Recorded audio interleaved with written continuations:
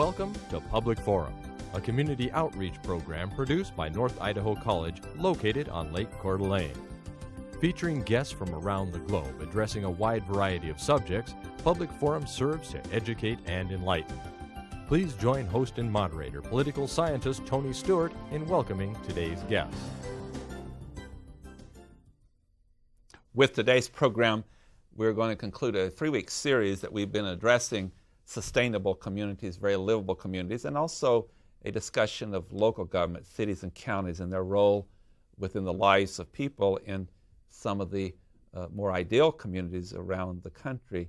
As we've done this series, we are very grateful to the University of Idaho Center for Business Development and Research. They've held a 2-day conference at North Idaho College in which they have provided our guests for these programs, and we're very appreciative to that center at the University of Idaho. I welcome to the program today Judy Burt. She is the Executive Director of the Local Government Commission, which is composed of mayors and city council members and county supervisors, particularly in the state of California, although there are members from other states. Ms. Colbert, welcome to our program. Thank you for taking time out to be with us. Thank you. It's lovely to be here. And as always, I'm pleased to have our 2 regular panelists, Janelle Burke, who's an attorney in the state of Idaho, and next to her is Steve Schenck, who is the Vice President for College Relations and Development at North Idaho College, and we shall ask Janelle Burke to commence the questioning with our guest today. Well, Judy, you are a member of the Local Government Commission, or perhaps you're employed by them. Can you tell us more about your expertise and what it is that you do? Maybe I should start with why I did it. My husband and I, in the 70s, came up with an idea for how to do development in a better form that would address the social and environmental problems that were beginning to become apparent during that time. And we felt that perhaps we could design this, but that getting it built would be impossible because we would be breaking so many rules. So we thought, well, we'll try it and then write a book about why you can't do better development in any state in the nation, particularly California. And somehow we got incredibly lucky and we did it, but it was only because the Davis City Council was made up of some very forward-thinking, well-educated, intelligent people who were willing to overrule everybody from the police department, the fire department, the planning department, public works department, to say, this makes sense to us and we'll try it. And it's been incredibly successful, and we've received attention from not just the United States, but all over the world. And people come to me and say, well, why can't this happen elsewhere? And I have to say that it's local government in large part that hasn't allowed it. Well, what is this thing that you want to have happen? More environmentally sensitive development. We're facing increasing amount of sprawl. People are spreading out. The air is getting polluted. The water is getting polluted. Families are being broken apart because of the way we build communities. And what we're trying to do is get back to a more environmentally, socially friendly design, which is more like what we built hundreds of years ago and up until the earlier part of the century. And that means simplifying life to a certain extent? Certainly it means less driving. I don't know how it is in this state, but in California, some people are spending up to 4 hours a day on the road, driving back and forth from work, and this is just not sustainable. It's polluting the air. It's creating children at home with no parents that are around. It's creating communities where people can't be involved because they're gone all day and exhausted on the weekends. So the form of development that we're seeing in California, somewhat in Oregon and Washington, is just something that we need to fix. And I concluded after our experience that local government is really the key to all of that. They're the final decision maker, and without their support and understanding, nothing will change. Steve Schenck. Judy, I'm curious, could you roll back the clock for us a little bit and explain specifically what some of those barriers were that you and your husband faced in the 70s as you tried to build the development you had in mind? Sure. Well, we wanted to do narrow streets for a number of reasons. First of all, you want the land to be able to absorb the runoff water so that you can replenish groundwater supplies and reduce runoff pollution. Fire department doesn't like me narrow streets. They still don't. Police department said, we don't like them. We won't control out there. We did a natural drainage system. So rather than running the water off underground, pumping it up to an area where it is evaporated, we felt we should be just absorbing it right where it was. And we developed a system of creeks so that the water drained down into the creeks, and it was absorbed by the time it got to the city's drainage area. Public Works Department, their engineers said, yes, this will work, but they felt that it would become vermin infested and litter infested, which is so silly because it's really part of our park system. But they made us, the city decided, well, we're going to try this anyway, but we will post a bond to assure that if it doesn't work and it isn't satisfactory, that then at least there's funding to address that.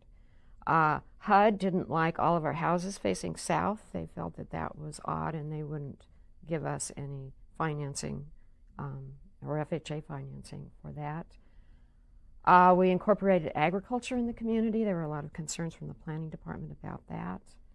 And on and on. We have community ownership of a lot of the property, and the planning director felt that that was a very unwise idea. So just about everything we did ran into trouble. Did you have some model for the development that you were proposing, or was it truly a matter of original thinking? We became concerned when I went back to school in ecology, and my husband, who was in architecture, went back to school and realized there were problems. And we got together a group of people who felt that maybe we should design a better neighborhood for ourselves. And so for a year we met and came up with a lot of different ideas of how we could do things better. And then when it got to investing our money, mostly it was students who were involved, and their parents wouldn't lend them money for such an odd thing. And some of them felt, gee whiz, we don't want to stay in Davis anyway. So that fell apart, and we had the opportunity to do it just as a private venture. And so that's how it happened. And it was all kind of just common sense, you know. Well, we want to use solar heating, so face the houses south. We want to absorb more water on the land, so how about natural drainage? And on and on. Thank you very much.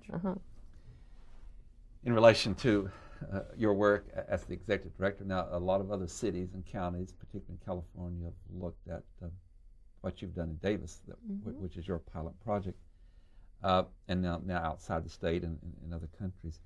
For those who are not familiar with your work, but maybe viewing our program, would you give us kind of a snapshot look now at Davis? What's it like based on these, since the 1970s, all the work, and as you said, the city council was supportive.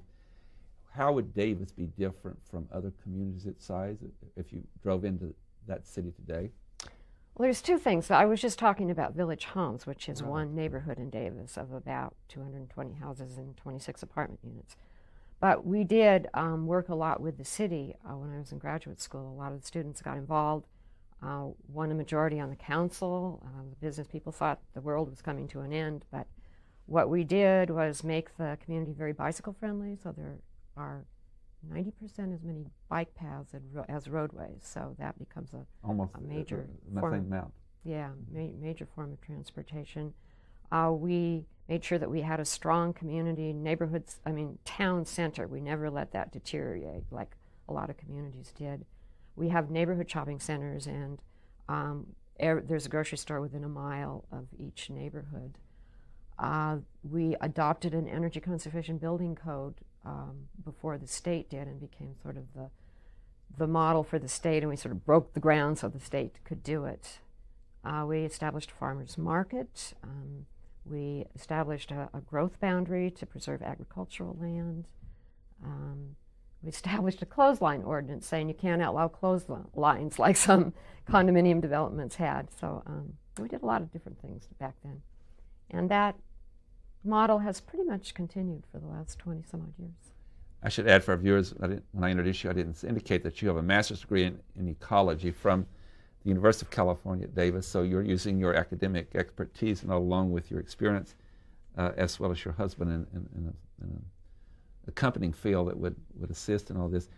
The fact that the University of California at Davis was in the city, did you rely upon a lot of resources there as you've gone over the years through planning some innovative programs?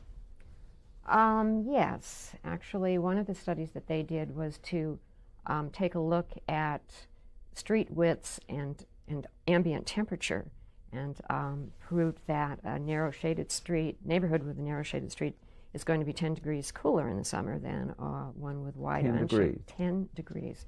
And then we've actually gone out and done more studies recently on that in Sacramento, and it holds true everywhere. So we use that as one of our narrow street arguments that, hey, you can reduce air conditioning or even eliminate the need for it if you do proper neighborhood design. We have a lot of vineyards in the development, and certainly the university had a lot to say about what kind of grapes we should be planting. We use their expertise with the kinds of trees that we should be using. Yeah, I think being part of the university community was really critical, not only to giving us ideas, but then having these ideas be accepted, because they were so new when we first began this. And we never had a problem with sales, but if we'd been in a conservative community, I'm sure we would have. The other thing is that since you indicated that the bicycle paths are so extensive within your city, that's really a remarkable figure. 90%. That's as much as the highways. Now, I suppose that transportation has really changed and has declined in some ways, or at least decreased the growth of the need for automobile transportation to get around. Yeah, I think key too is the fact that the university doesn't allow cars on campus. It's really hard to park. So that's the major employer, and it is a lot quicker to go by bike than it is to take your car, try to find a place to park, and then walk to where you're going. So there's real built-in incentives to using your bicycle. And I would suggest also an exercise factor involved here. Yes, definitely. Thank you, Janelle Burt. This is fascinating. So I want to ask you a series of little questions.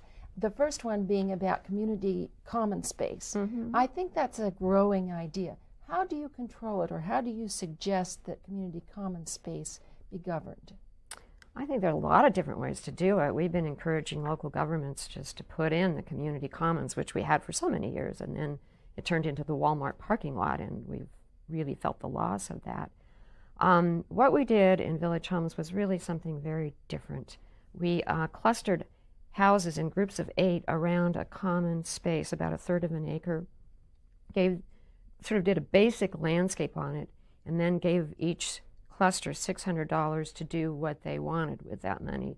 And some made little playgrounds, some of them put in vegetable gardens, some of them put in barbecue pits.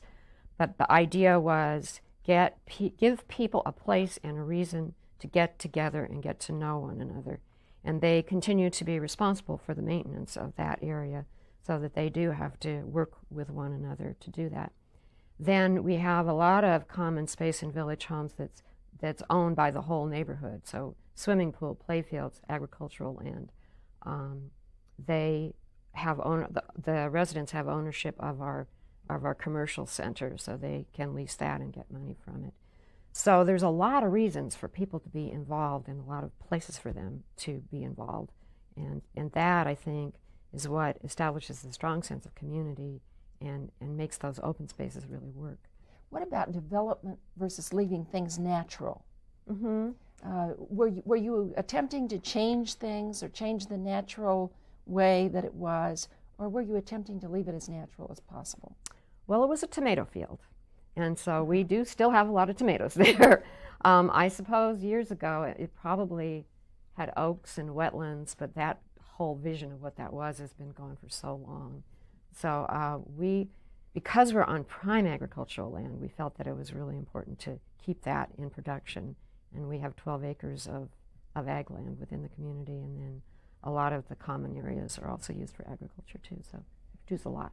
You mentioned animals. Mm-hmm. Do you allow just pets, or do you have some other kinds of animals? Well, the city has more to say about that. They don't allow roosters, they only allow chickens.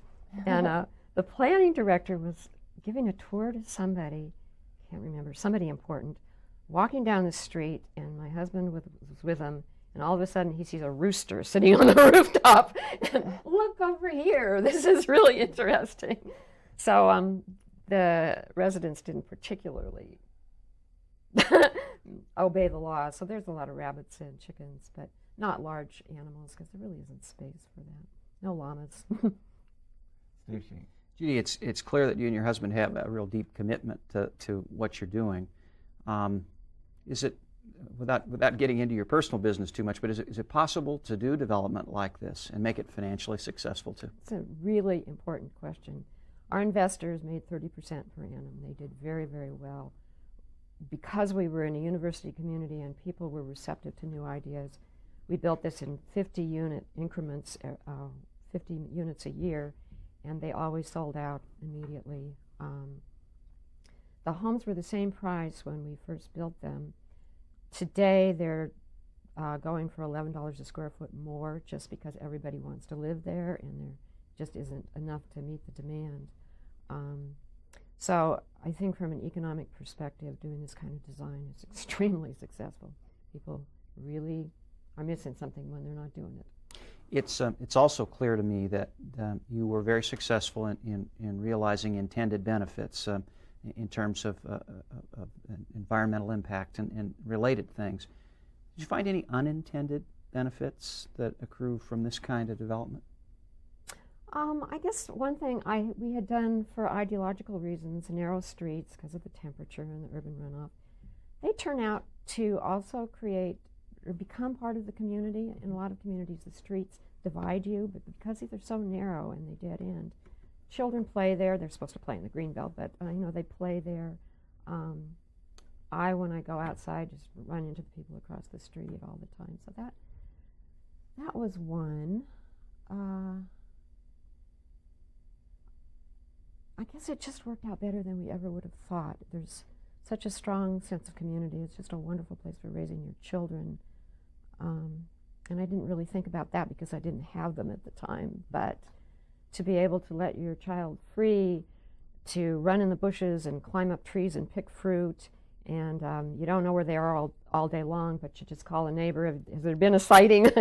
and it's so safe because there's such a strong sense of community that it just was an ideal place to raise children. And one last question, if I may. You mentioned earlier that you thought that there was good response to your development, in part because of where you were. Given some of the benefits that you've outlined for us, and maybe some of the history that's occurred since you did this development, what do you think about the potential of these developments in other parts of the country? Well, there are a few. Savannah and Tucson is in part modeled after village homes. The developers of Prairie Crossing told me that they were inspired by village homes. There are two, and you're going to ask me where they are, and I'm not sure, but Coffee Creek and Haymount that are really going to take it to the next level, just really extraordinary technology in terms of wastewater treatment and energy-efficient homes. So it's beginning, and I see more and more interest every day. For a long time, people really weren't interested in growing in California. It was sort of, if you were progressive, you were stopping growth. You were doing ordinances to stop growth. And around 1990, we said, okay, well, that didn't work. So how are we going to do it better? And there's just enormous receptivity to doing it better. Thank you. Certainly comes to mind in answering Steve Shink's question that one of the also results of your particular community is the issue of safety for children and the entire family. So from data that you have, has there been a decrease in crime all over Davis, or is that confined to this particular village homes community that you have? I guess what I'm asking is, does it go beyond your village to the whole city to affect the atmosphere? Well, Davis didn't have a lot of problems in terms of crime anyway, because we were a university community. The police have told us that the crime rate in our community is lower than in other parts of the town. Did we have an influence on the community? Well, I think we did manage to get narrower streets accepted there. That's going beyond your particular community in the city. Into the entire city. But there was a lot of back and forth. The things that we did in terms of policy development for the whole city, we played out in village homes. Let me ask you a couple of questions about your profession role as the executive director of the local government commission. in addition to, we spent most of the time on this intriguing concept that you and your husband developed, but what all do you do in this commission to help cities and counties around California and other states? What kind of resources do you have is my first question, and then I'd like to hear something about the trends you see in local government around the country. Okay. Well, we have worked on a lot of issues from solar ordinances and recycling and child care and different local government policies, but when it got really interesting to me was in 1990-91 when we began to see a few more innovative developments happening. Andres Dwani and Elizabeth Platter-Zyberg at Seaside. And I was talking to a woman at the Air Resources Board who was going to give us some money to do something. And I said, first we were going to do something on bicycle paths, and then I thought, the time might be right to just take a whole look, comprehensive look at the issue of sprawl and what is the alternative. And fortunately, she thought that was a great idea. So we brought together Dwani and Platter-Zyberg and other cutting-edge architects and my husband together in my front room, and they put together a recipe for an alternative to sprawl. 15 design guidelines, 5 regional guidelines, and then an implementation strategy. And then we took that to the Ahwahnee Hotel in Yosemite, and we had 100 elected officials there. And it was one of the most exciting weekends of my life because they saw these concepts and the light bulbs went on. And oh yes, we can grow in a way that can make our communities better. And since then, most of our activities have focused on how to implement those principles. We started out with, well, what are the principles? Then tools for engaging citizens, because it's really important to get a community vision of what you want before you go out and do it. We have videos, we have guidebooks on the barriers to infill development and how to address that, on transit-oriented development. And we are to a place where I'm really excited because there's been enough of this happening around the country, in answer to your second question. There are some interesting model ordinances out there of how do you get traditional neighborhood development in a new area? How do you encourage mixed-use development in your downtown with housing, et cetera? So we got money from the Packard Foundation to go out and scour the country, collect all these things, and we have piles of them. And I have a wonderful county planner who's going through them all. He's come up with what he thinks are the 5 best, plus some ideas on how they could even make them better. And so we'll be going from the vision to the actual how you get this in your ordinances and policies. The Ahwahnee principles have been adopted by 120 local governments in their general plan, but that's not enough. You got to translate it into the policies that actually make that happen. Thank you. So it's throughout the country, you're just beginning to see this whole movement of interest in livable communities, the new urbanism, smart growth. Developers are now talking smart growth. So the times are changing, and it's very exciting. Janelle Burt. That's very encouraging. But I want to ask a question about the other side of the coin. What are your concerns for the future? And do you have any solutions for those concerns? Well, I have a lot of concerns about the status of the environment, global warming, what that's going to do to us, diminishing species, water pollution, toxics. And I think we can solve those problems with the proper kind of growth and proper kind of business responsibility. And there's the nucleus of it out there. There are the models, and we just have to make those the rule rather than the exception. How do we educate people, though, to understand what the issues are? Well, it's interesting you should ask, because on the plane out here, I was looking at a little guidebook that a consultant had produced for us. And he has gone through the street, the block, the neighborhood center, the town center, and done a description of how to make it better with pictures showing the before and afters, and then instructions after that saying, okay, now go out and look at your own street or your own town. And look for this and look for that. And I think that's going to be a really good tool. Another thing we've been doing with a lot of success is something we call the community image survey, where we'll just take an issue like street widths and we'll show a wide street versus a narrow street, one lined with trees, without trees. And then we ask people to rate their images on a scale of +10 to -10. And so people in a group can get kind of an idea of what the choices are and what the majority wants. We feed back that information to them, and then the minorities who say, oh, I want a big parking lot so that I can park my car, can see that they're in the minority and the majority is empowered, and that's been a very useful tool. And we continue to try and come up with these things because educating the public is critical to our success. This is all fine and good for a new community, but how about the old ones? Same thing with the old ones. I work a lot in the San Joaquin Valley. Half of the communities there are revitalizing their downtowns. They're narrowing the streets, they're putting in housing, they're sprucing up the shops, they're working on economic development and nurturing the businesses that are already there.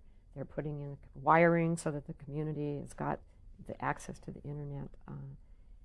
So there's a lot that you can do there, and then there's a lot of neighborhood redevelopment going on too, which is also critically important, and infill development, filling in the vacant spaces. And I think that's where the most really important work is, that there have been quite a few studies showing that we can accommodate a lot of our growth in existing development if we just figure out how to do it better. Steve, we have about 1 minute. Okay. Very quickly, you mentioned 15 design guidelines for this kind of development. Could you name a few for us, expand on them just a little? Sure. Every neighborhood should be within walking distance of all the services that you need, including schools and parks, etc. Every neighborhood should have access to transit. Should be environmentally sensitive design, and how are we doing on time? You got another 30 seconds. Okay. There should be a grid system of either streets or paths so people can go directly from one place to another. Open space should be preserved. There should be community centers, civic centers. Well, that will give you kind of an idea of what that's about. That's an excellent time in which to call our program to a halt because of the clock. And we want to thank you, Judy Corbett, for being with us, the Executive Director of the Local Government Commission. It's been really informative to hear what's going on and give us the opportunity to share with our different communities and our viewing audience some of your ideas. And thank you for taking time out. You were gracious to do that during your stay at the conference. And we again want to thank the University of Idaho Center for Business Development and Research for providing you as a guest on our program, and we hope you'll come back and be with us again. Thank you. Ladies and gentlemen, I hope you've enjoyed this 3-week series that we've had on designing sustainable communities and quality communities. And I'd like to invite you to be with us again next week, and we'll discuss yet another issue. Until then, please have a good week. I am Tony Stewart.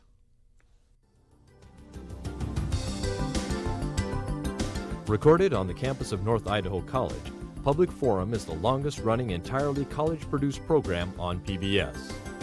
Each episode is pre-recorded live and is an educational outreach from North Idaho College.